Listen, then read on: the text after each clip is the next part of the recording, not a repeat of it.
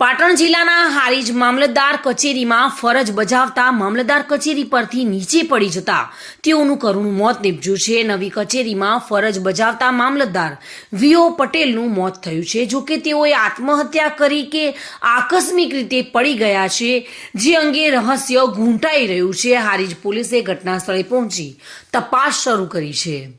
હારીજમાં મામલતદાર કચેરીના ધાબા પરથી પડતા મામલતદારનું ઘટના સ્થળે કમકમાટી ભર્યું મોત થતાં ચકચાર મચી જવા પામ્યો છે। રજાના દિવસે મામલતદાર કચેરીમાં આવી ધાબા પર ગયા બાદ પડ્યા કે પડતું મૂક્યું તે બાબતને લઈને ભારે ચર્ચાનો વિષય બન્યો છે।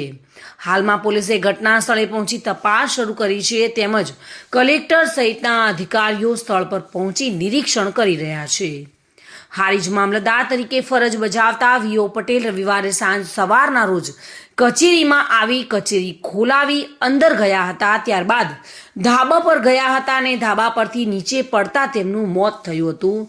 નીચે પડી મોત થયું હોવાની જાણ થતાં જ આસપાસના લોકો આવી પહોંચ્યા હતા। ગણતરીની મિનિટોમાં જ કચેરીનો સ્ટાફ સહિત પોલીસનો કાફલો ઘટના સ્થળે એકત્ર થયો હતો।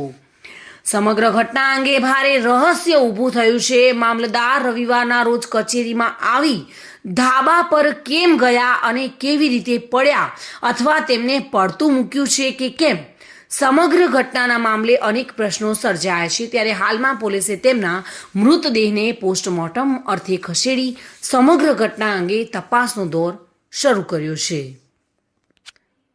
Reena Parmar, today news, Gujarati.